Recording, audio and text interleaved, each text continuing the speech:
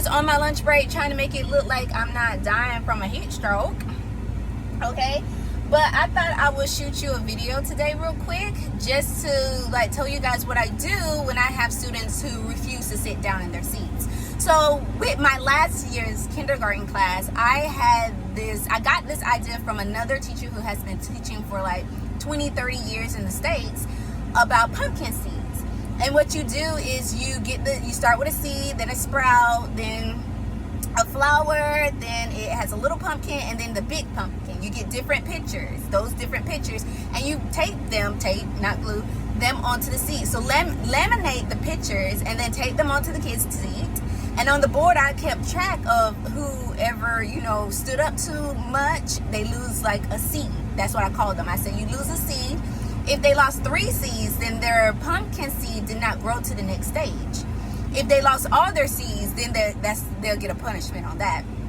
But if it didn't lose any of their seeds, or they lost only 2 seeds, or 2 or no seeds, then their seed got to grow into a sprout, or into a flower, or into a small pumpkin, and then the final step, which was a huge pumpkin.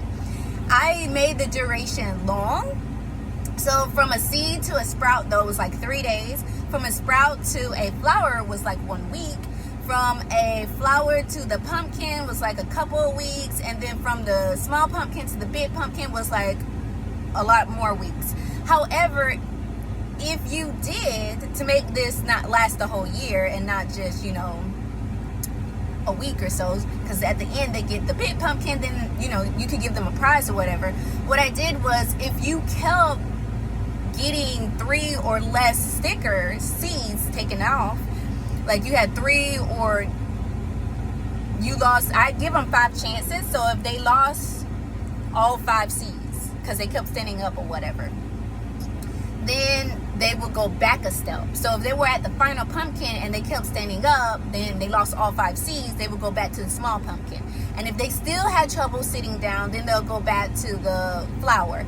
And it kept going like that until they learned to stay in their seat.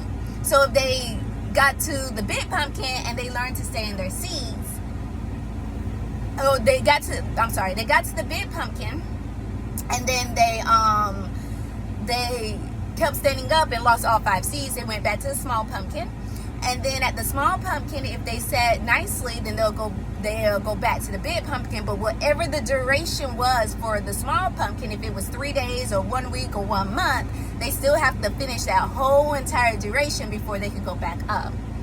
So I did this to help drag it out, and it worked perfectly for my students in that first class. But I tried it with my new students. It was just too hectic. Number 1, I had 1 extra student that I did before. Number 2, the kids just never want to sit down. I constantly have to remind them. Their learning span is a lot lower than my previous students, so their memory is junk. Yes, when you don't understand something, your memory is going to be crap. So they don't remember to sit down. So, and that's my thinking. That's not statistics. It might be statistics, but I haven't looked it up yet. But so what I do with them is that I literally, if they don't walk around the class, I let them stand up. So I have 1 student, his name is Jack. Jack never sits down. He has trouble sitting down. I've tried everything. I tried a seat method. I tried just walking over there and making him sit down. As soon as he sits down comfortably and I start teaching, he'll stand right back up. Not on purpose, just out of it's just a habit that he does, that he always stands up. So what I've done is I let him stand. As long as he's doing his work, as long as he's not bothering any of the other students, as long as he's not walking around the room, he can stand up. When he starts walking around the room, then he gets a discipline. He loses stickers. He has to get a talking to from the Korean teacher. Like some kind of discipline that we have, I would do it. Or I'd be like, why are you walking around the classroom? Are you supposed to be doing this?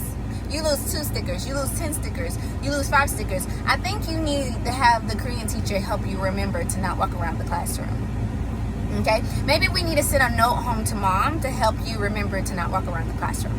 As long as he just stays at his seat, he stands at his seat and he's not blocking anybody's view and he does his work, I don't mind. I let him stand. So if your students are not blocking other people's view and they're like not a problem, let them stand. Let them stand. Unless there are specific rules that state that you can't do that and that they have to stay in their seat, then you'll have to tell their parents, hey, I need help, in a professional way. Use Grammarly. Be like, this study says that when parents help the teacher, the students listen better, blah blah blah. We need help for you to encourage your kids to stay seated in the classroom. The teacher has tried every method. Your child is not listening to the teacher. Now we're asking for your help. Something professional like that. But that's what I do in my classroom to help with sitting management. Okay, I hope that helps you. If it does not, I'll think of more things. Bye, my lovelies.